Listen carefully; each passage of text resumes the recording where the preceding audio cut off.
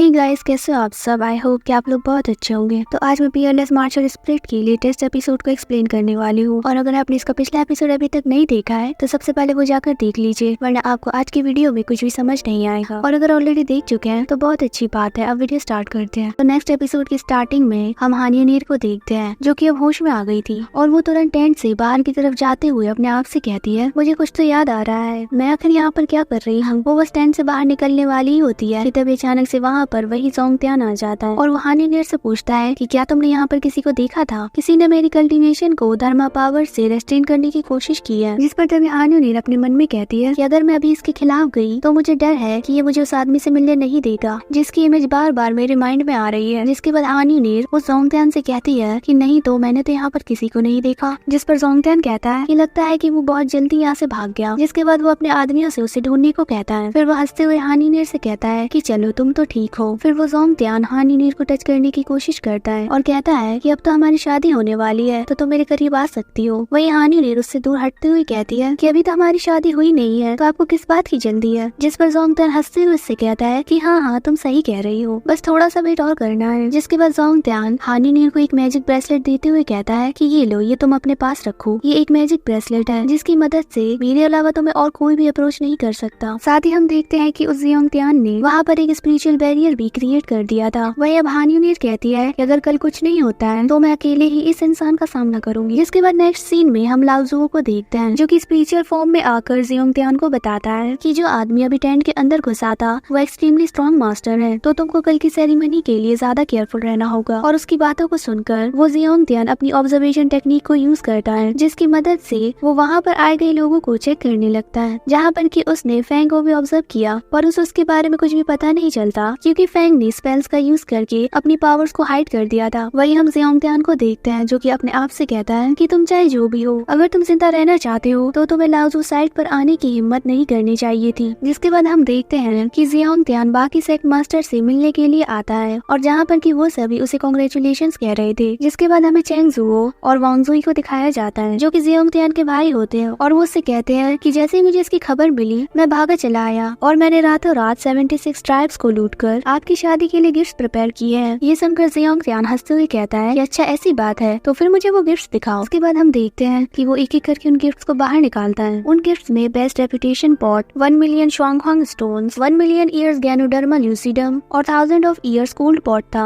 वही वांगजू जोंगत्यान को कुछ सेक्रेटरी पिल्स भी देता है और कहता है कि महाराज को इसकी जरूरत फ्यूचर में पड़ सकती है। जिसके बाद हम फैंग को देखते हैं, जो कि ये सब देखकर अपने आप से कहता है कि देखो तो इन बेशर्मों को, इनमें और लुटेरों में कोई भी फर्क नहीं है। जिसके बाद जोंगत्यान हंसते हुए उनसे कहता है कि तुम्हारे दिए गए ये सारे गिफ्ट मेरी खूबसूरत दुल्हन से ज्यादा अच्छे नहीं है। फिर जोंगत्यान हानियनीर को वहाँ पर लाने को कहता है और फिर थोड़ी देर में कुछ लड़कियां हानियनीर को लेकर आती है और जहाँ पर कि उसने एक ट्रेडिशनल रेड किमोनो पहना था। उसे देख के सभी हैरान हो गए थे और कहते हैं कि ये कितनी ज्यादा खूबसूरत लग रही है, मानो ये कोई इंसान नहीं बल्कि एक परी हो। वही अब हानियनीर को ऐसे देखकर तो फैंग की धड़कनें बढ़ गई थी और वो उठकर खड़ा हो जाता है। जिसके बाद उसे देखकर मी कहती है कि क्या सच में इस दुनिया में इतना खूबसूरत भी कोई हो सकता है। मुझे लगा था कि क्रेजी ट्राइब में सिर्फ गुस्सैल लोग ही रहते हैं, तो आखिर इस सांड जैसे दिखने वाले आदमी को इतनी खूबसूरत लड़की कहाँ से मिल गई। जिसके बाद फैंग हानियनीर के हाथ में उस मैजिक ब्रेसलेट को देख लेता है। फिर जोंगत्यान हानियनीर से हंसते हुए कहता है कि मुझे हमेशा से ही ओबीडिएंट वुमेन्स पसंद है। वही फैंग उस ब्रेसलेट को देखकर कहता है मुझे कैसे भी करके इसे हानियनीर से दूर करना होगा, वरना इससे इसको खतरा हो सकता है। जिसके बाद जोंगत्यान हानियनीर के करीब आकर उससे कहता है कि आज खुशी का दिन है तो तुम्हें हंसना पड़ेगा। जिस पर हानियनीर उससे कहती है कि जब मैं बेहोश थी तो तुम मुझे धोखे से यहाँ पर ले आए, तुम बस मेरा इस्तेमाल करना चाहते हो। क्या मैं तुम्हारी कोई कठपुतली हूँ जिसे कि तुम हार्नेस से कंट्रोल करना चाहते हो। हाँ, उसकी बातों को सुनकर वो तो भाई भी बहुत ज्यादा हैरान हो गए थे। जिसके बाद हानियनीर आगे कहती है कि मैं उस इंसान से कभी शादी नहीं करूंगी जिसे कि मैं जानती तक नहीं। जिस पर जोंगत्यान उससे कहता है कि आज तो मैं तुमसे शादी करके रहूंगा, देखते हैं तुम क्या करती हो। जिस पर हानियनीर उससे कहती है कि मैं तुमसे शादी करने के बजाय मरना पसंद करूंगी। और इतना कहते ही वो पास वाली लड़की से तलवार लेकर अपने आप को खत्म करने की कोशिश करती है, लेकिन उसके पास वाली मैजिक ब्रेसलेट की वजह से वो ऐसा नहीं कर पाती। और जिसके बाद वहाँ पर स्पिरिचुअल वाइन्स आकर उसको नीचे से जकड़ लेती है। और जिसके बाद जोंगत्यान उससे कहता है कि अगर तुम मरना चाहती हो तो उसके लिए भी तुम्हें मुझसे परमिशन लेनी होगी। लेकिन तभी ऐसा मौका देखते ही फैंग तुरंत जंप करते हुए आकर उस जोंगत्यान के कंट्रोलिंग डिवाइस को तोड़ देता है, जिससे कि हानियनीर अब आजाद हो गई थी। लेकिन तभी वो फिर से अपने आप को खत्म करने की कोशिश करती है, पर लास्ट मोमेंट पर फैंग आकर उसको रोक देता है और वो बहुत ही ज्यादा उदास होकर हानियनीर से कहता है कि हानिनीर, क्या तुम मुझे फिर से छोड़कर जाना चाहती हो? वही हम हानिनीर को देखते हैं जिसे कि अब सब कुछ याद आ गया होता है और वो फैंग से कहती है कि फैंग, क्या ये तुम हो? कहीं मैं कोई सपना तो नहीं देख रही? जिस पर फैंग कहता है कि नहीं, ये कोई सपना नहीं है, माफ करना कि मुझे आने में थोड़ी देर हो गई। और बस ये सुनते ही हानिनीर बहुत जोरों से रोना शुरू कर देती है। वही हम मिस ली, मी और श्यान को देखते हैं जो कि ये सब बहुत ही ज्यादा ध्यान से देख रहे थे। और फिर मिस ली कहने लगती है कि लगता है कि मिस्टर चैन फैंग क्रेजी ट्रायल में अपने लवर को बचाने के लिए ही आए थे। सच में ये लड़की ऐसे ही अमेजिंग मैन को डिजर्व करती है। जिसके बाद हम जियोंग त्यान को देखते हैं जो कि अब समझ चुका था कि फैंग ही वो इंसान है जो कि कल रात कैंप में घुसा था। फिर वो हानिनीर से कहता है कि तुम ये आखिर क्या कर रही हो? जिस पर फैंग बहुत ही ज्यादा गुस्से में आगे आते हुए कहता है कि अपनी बकवास बंद करो। फिर फैंग मिस ली को इशारा करता है और वो तुरंत आकर हानिनीर को वहाँ से ले जाती है। जिसके बाद फैंग बहुत ही ज्यादा गुस्से में जियोंग त्यान से कहता है कि तुमने हानिनीर को इतना ज्यादा दुख दिया और आज तुम्हें तुम्हारी जान देकर इसकी कीमत चुकानी होगी। जिस पर जियोंग त्यान हंसते हुए कहता है कि मेरी जान, हाँ वैसे मैं बता दूं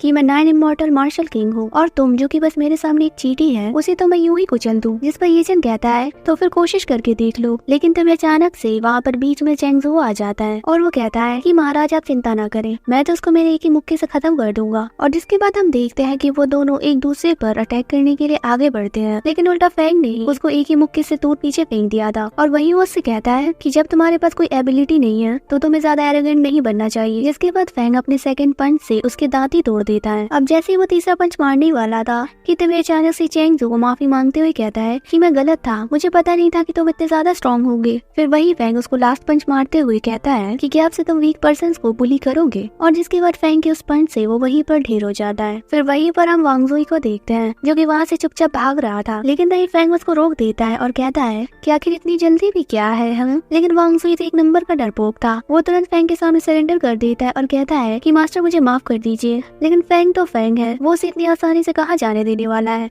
फिर वो तुरंत अपनी स्वॉर्ड को बाहर निकालकर उस पर एक स्लैश अटैक करते हुए कहता है कि जिसने भी मेरी हानिनीर को हर्ट करने की कोशिश की उसको मैं कभी माफ नहीं करने वाला। फिर फैंग अपनी स्वॉर्ड को जियोंग त्यान पर पॉइंट करते हुए कहता है कि अब तुम्हारी बारी है। और फिर इसी सीन के साथ ये वाला एपिसोड यहीं पर एंड हो जाता है। होप करती हूँ कि आपको आज का एपिसोड अच्छा लगा होगा और साथ ही मेरी एक्सप्लेनेशन भी। अगर हाँ तो वीडियो को लाइक और चैनल को सब्सक्राइब करना बिल्कुल मत भूलना। तो अब मिलेंगे एक और नए एपिसोड में। Bye bye.